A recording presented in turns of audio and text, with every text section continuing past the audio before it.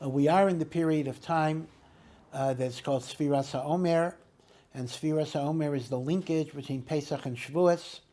The Ramban actually says, very interestingly enough, that one could envision Sfiras HaOmer as a long Chol HaMoed. There's a holiday called Pesach, which is Zaman Cherusenu, the season of our freedom, and there's a holiday called Shavuos, called Zaman Matan Torasenu, the season of our Torah.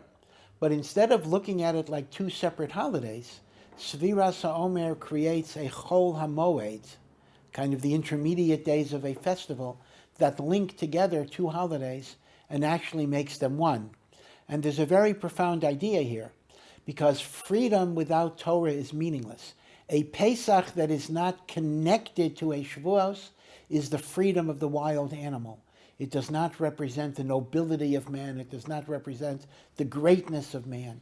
And therefore, the Torah itself links the notion of freedom with the notion of Torah. There was a great Indian poet, not Jewish, I don't even know if he knew a Jew, Tagore, who once compared a human soul to a violin string. A violin string is capable of producing beautiful music, but only when it's tied down. If you take a loose string and put it on a table and pluck it, you're not going to get any music. The music comes only when it's tied across the bow or the bridge of the violin.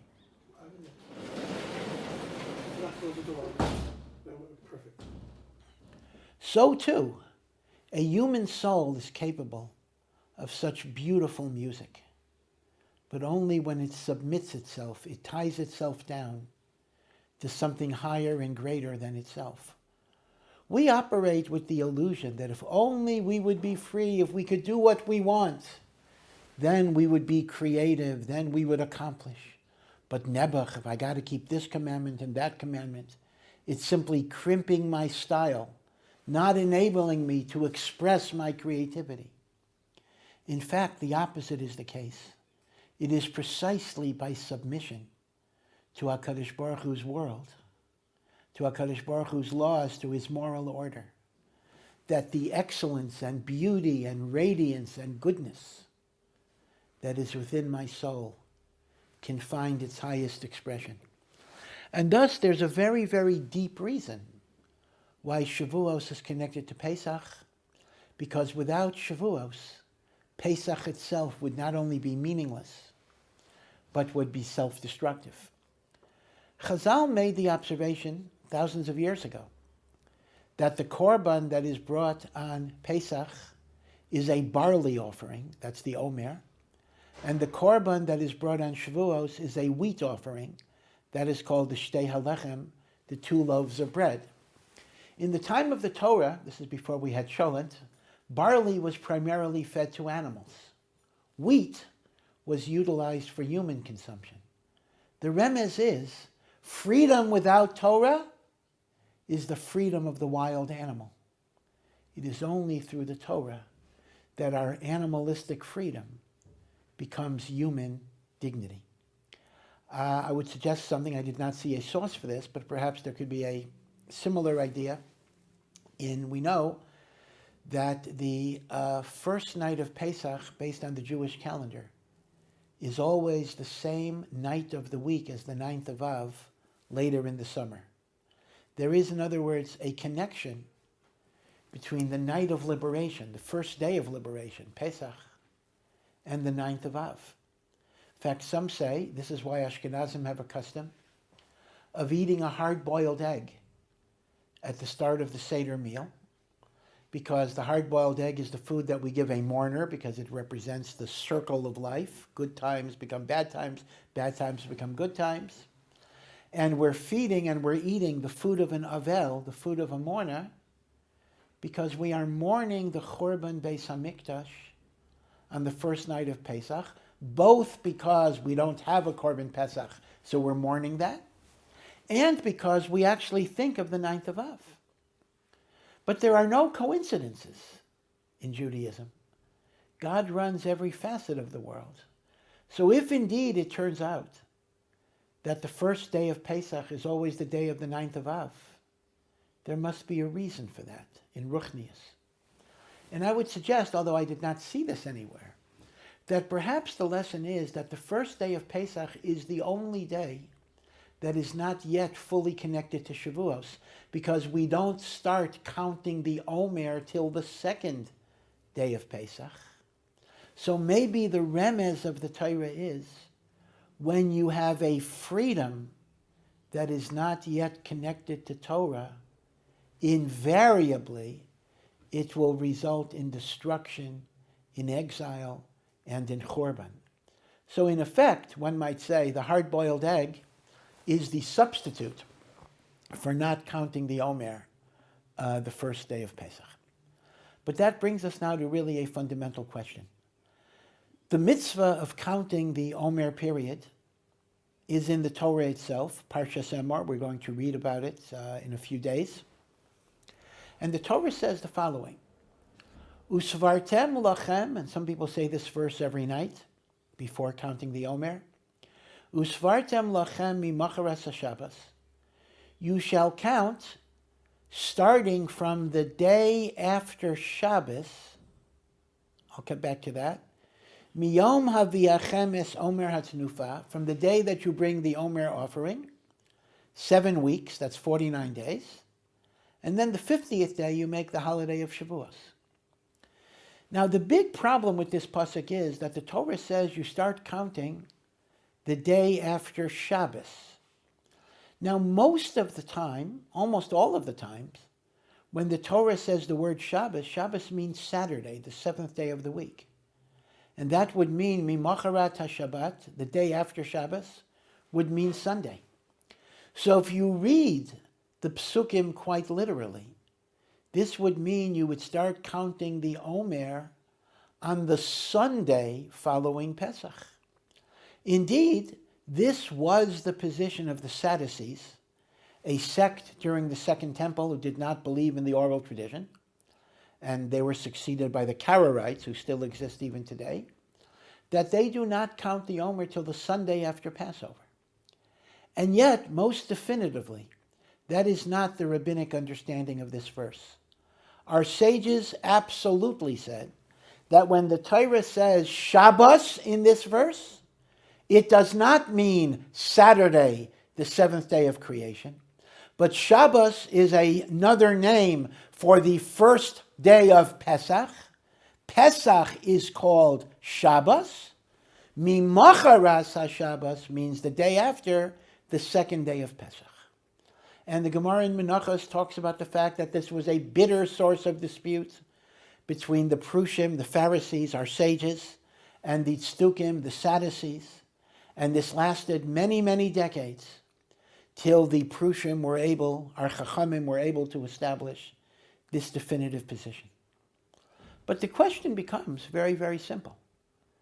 Yes, it is true that it's possible to say that Shabbos means Pesach, and therefore Mimacharas HaShabbos means the day after Pesach, the day after the first day of Pesach. But why does the Torah use a term that's so ambiguous? Why would the Torah refer to the holiday of Pesach by the appellation Shabbos? Normally, Shabbos is Shabbos and Yom Tov is Yom Tov. What is so Shabbostic about Pesach that the Torah uses the word Shabbos to describe the first day of Pesach? That's question number one. Question number two is already connected to an earlier point. Even according to the sages, we don't start counting the Omer till the second day of Pesach, or the second night of Pesach.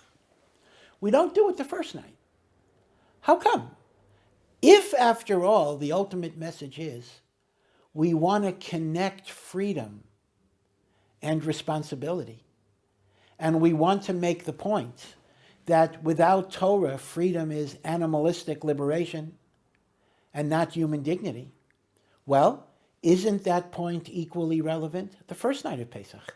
So why would it be so that the Torah says you bedafka do it the day after? So we want to discuss two questions about the counting of the Omer.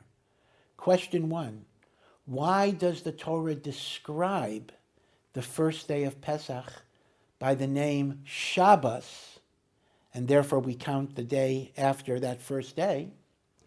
And question number two, Why does Sfira start Mimocharas HaShabbos, the day after Shabbos, the day after that first day of Pesach? Why don't we start it Pesach itself? Let's start at the first Seder. The first Seder, we should count Sfiras HaOmer. With respect to the first question, I want to share with you a thought of Rav Meir Simcha, the Meshech Chochmah, who makes the very interesting observation that all of us know that halachically there are differences between Shabbos and Yom Tov. And there are two basic distinctions between Shabbos and Yom Tov that we have to keep in mind. Distinction number one is, on Shabbos we have 39 categories of malacha that we're not allowed to violate. And these categories are absolute. We can only violate a malacha, literally, if it's a matter of life and death to save a human life. That's pikuach nefesh. By contrast, Yom Tov, although Yom Tov also has the same 39 malachos of Shabbos, there's a huge dispensation for Yom Tov that we don't have on Shabbos. And that is called ochel nefesh. We are allowed to cook, we are allowed to prepare food, we are allowed to do activities that are necessary for the Yom Tov. So distinction number one is Shabbos does not have a dispensation called ochel nefesh for cooking and food preparation.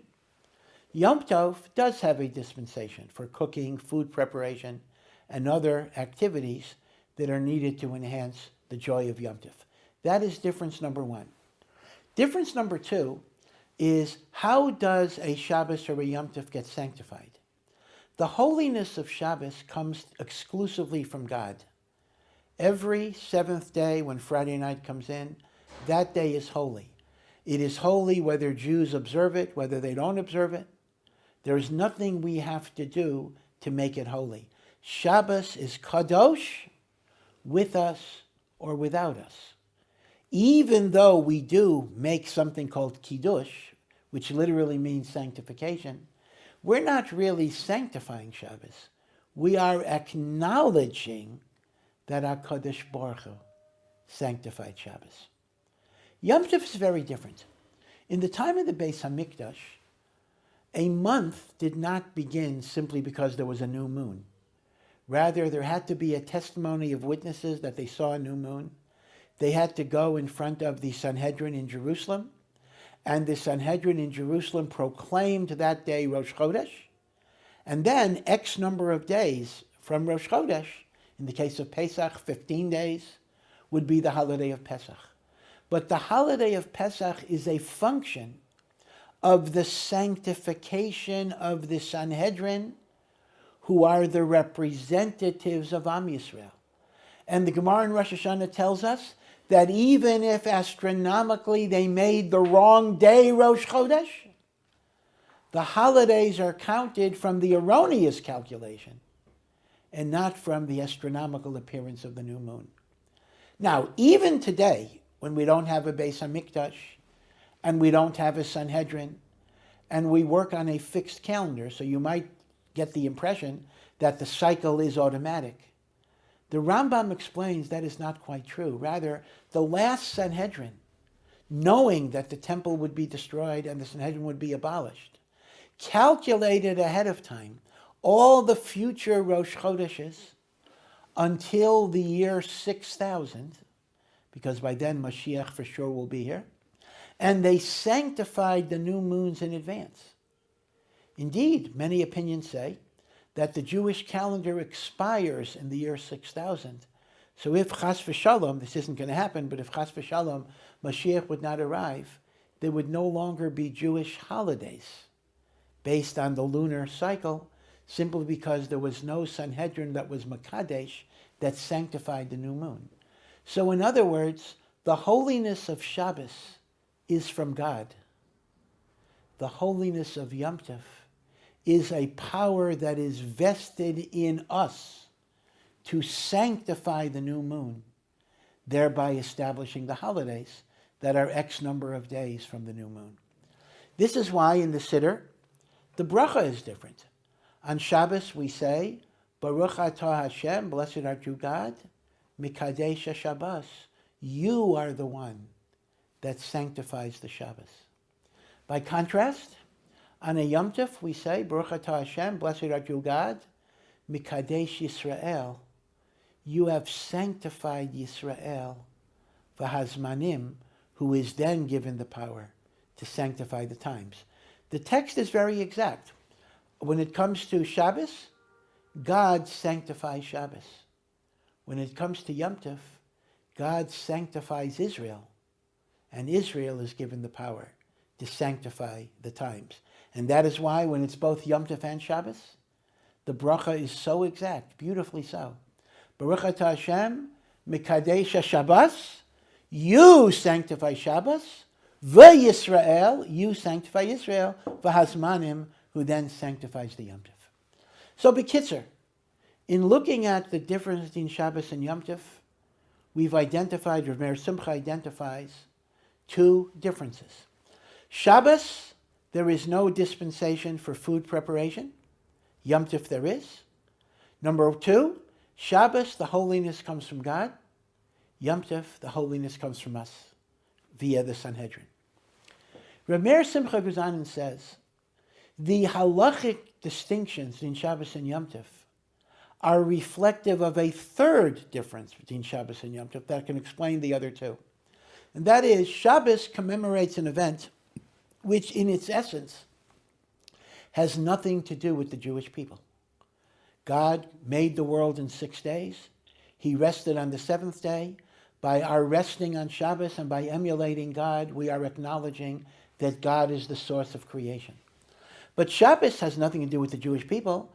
The event that Shabbos commemorates was prior to the Jewish people being created, etc. In fact, that's why Shabbos is called a gift. A gift is something you haven't earned, you're not entitled to.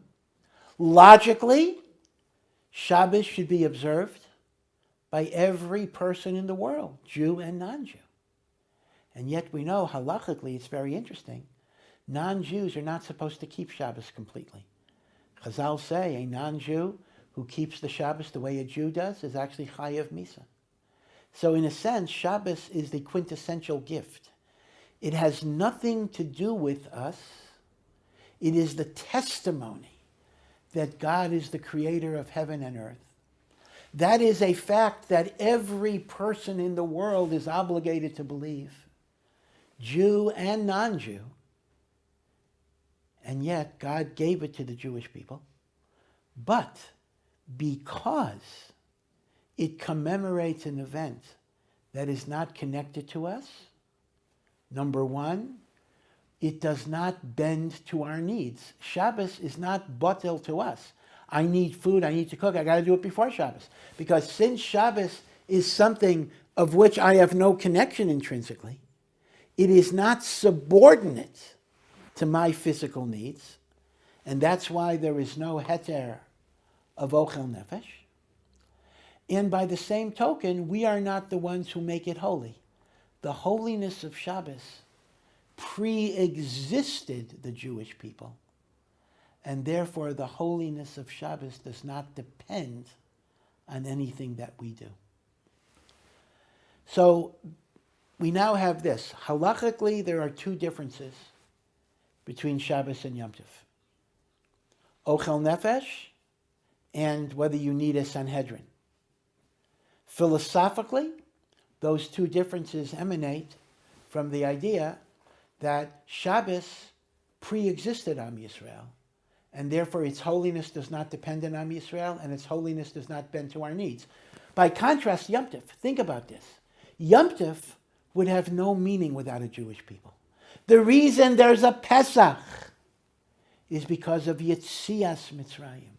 The reason there's a Shavuot is because of Matan Torah, God giving the Torah to Am Yisrael.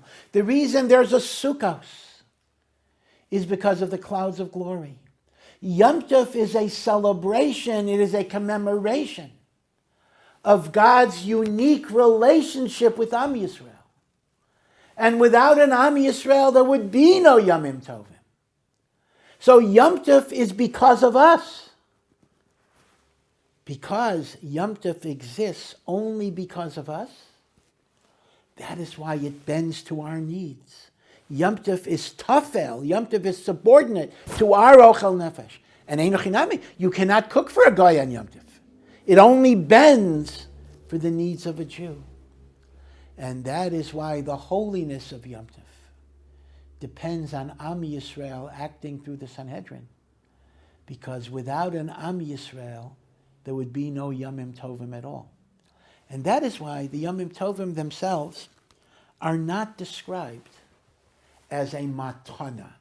A matana, a gift, is something you get that you have no connection to. I just give you a gift. Shabbos is a gift. Because why should Shabbos be given to us? Yom Tov is not a gift. Pesach, it's obvious. Yom Tov is given to us because we were the ones taken out of Mitzrayim. We were the ones who got the Torah. We were the ones that had on the Akava. So now it turns out that if we understand that Shabbos represents the gift that God gave you, which you did not earn and you did not deserve, and Yom Tov represents those experiences that emanate out of Hashem's unique relationship with you.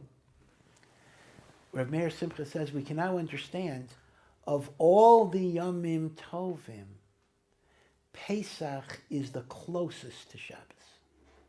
Why is this? It's true, of course. Pesach commemorates a unique experience to Am Yisrael. But Am Yisrael were not on the Madrega where they truly deserved it.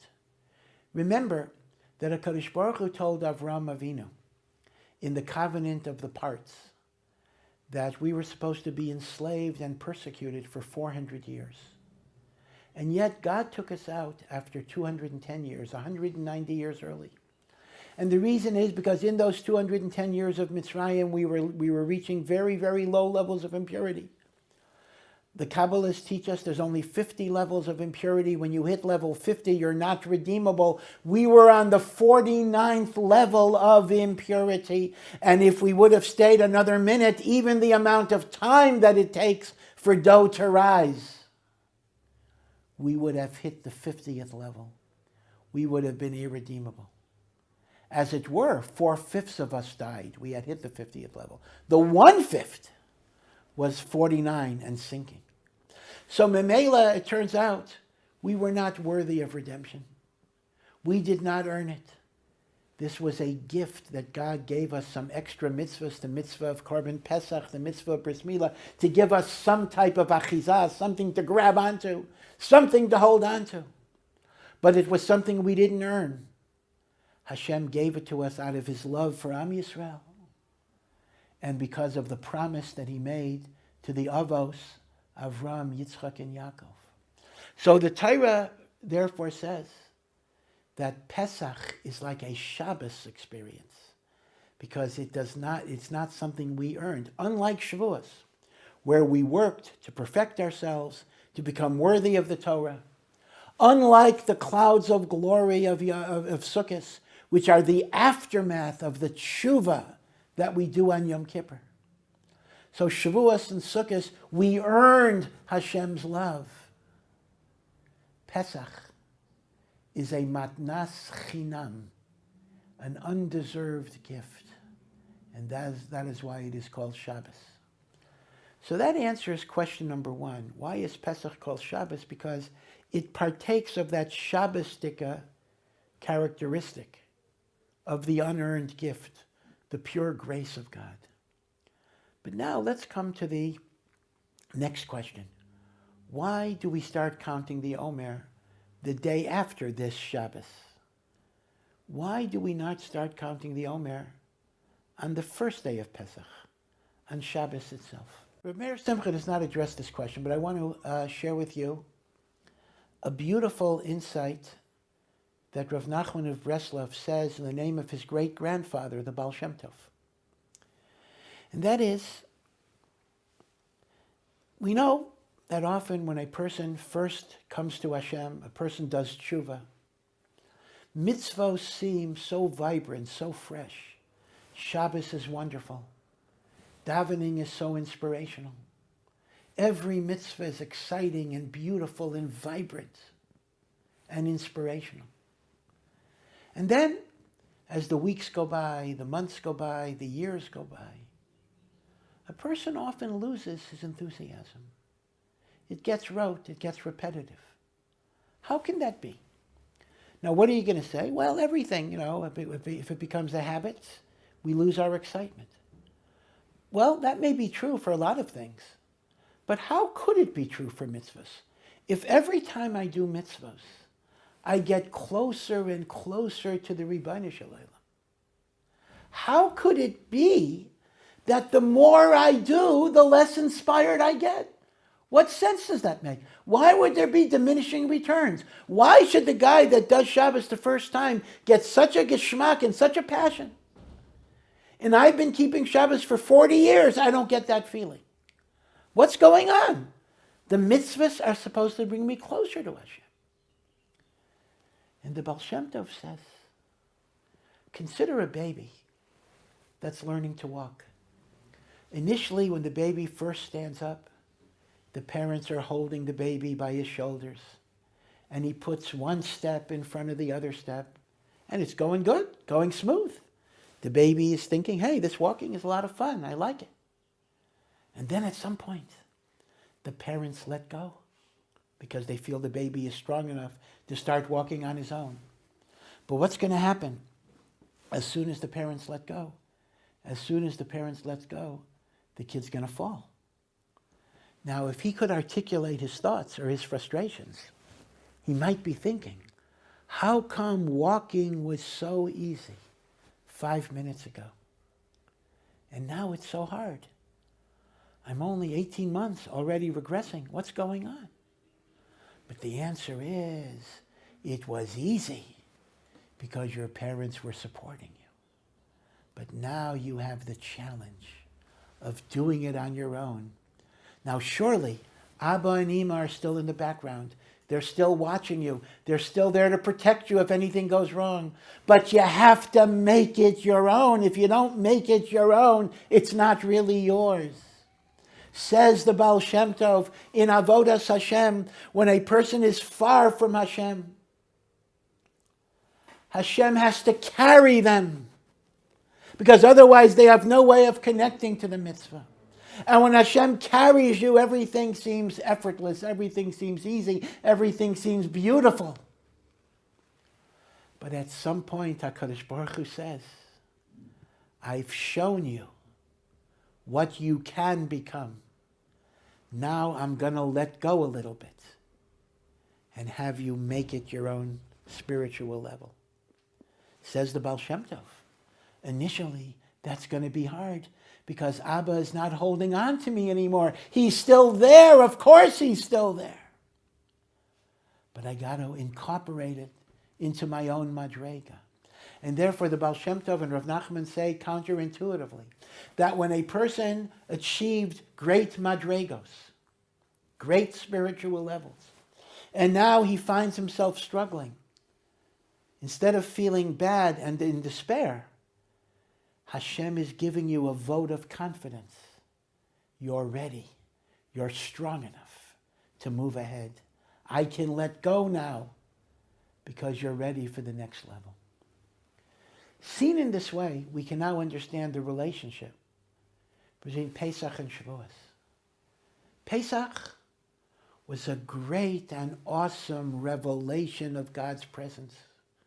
We saw and we experienced miracles. Chazal say at the Yam Suf, at the Red Sea, that even the lowliest maidservant in Israel perceived revelations of God that were even greater than the Navi Yecheskel that saw the divine chariot and the divine throne. Everything was open to us. We achieved tremendous spiritual levels. But they were not earned.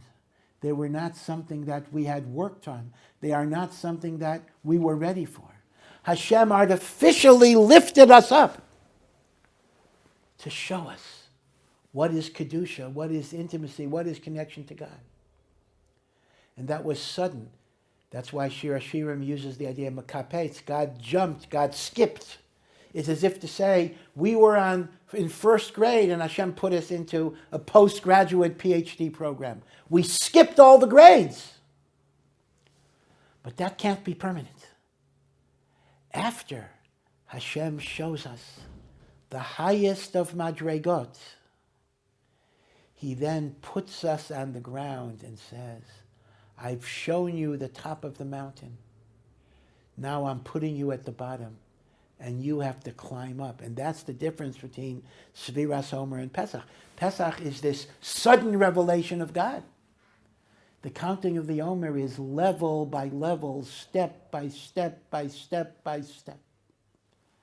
And that is why Sviras Omer has to be the day after Shabbos, meaning the day after Pesach. Pesach is the revelation of what I can become. But you can't stop there. You can't just take God's gifts without working, without effort.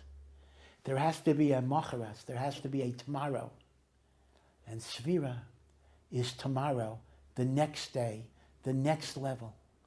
Take the gifts that God gave you and make them the gift that you give back to Hashem by your work, by your effort, by your striving, by your yigiyah. And that's not a one-day process. That's la'at, level after level after level after level. The Baal HaTanya writes, in the beginning of Shir HaShirim, the beginning of the Song of Songs, which is a metaphor for the love that Hashem has for the Jewish people and the Jewish people have for Hashem. The Jewish people, as the woman, cry out, Moshcheni acharecha, pull me after you, narutza, so we can run. Says the Baal HaTanya, Moshcheni acharecha, pull me after you is Pesach. Pesach, God pulls us. We're like a sack of potatoes. But through the concept of Aimer, narutza, we run with Hashem. We've internalized it. We've made it our own. You know, in life, Hashem often gives us very dramatic, inspirational experiences that we really didn't expect. They were gifts from Shemayim. He opened up the heavens to give us a sense of what it's like to be connected to Him. And those experiences are as precious as gold and so sweet and so good that we want to hold on to them forever. But the reality is, we don't hold on to them forever. They often go. They often pass. And the idea is, Hashem shows us what we can become. But He then hides again and says, I've shown you what you can become. I've shown you what you really are. It's your job to become it. And as I said, the gifts Hashem gives us now become the gifts that we give HaKadosh Baruch Hu.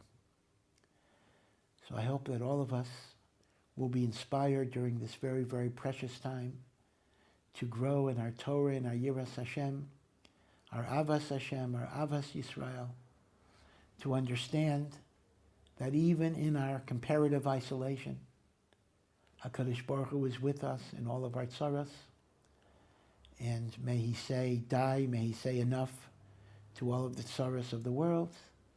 May we be zocheh to Mashiach Tzidkenu, b'mheira v'yameinu, amen.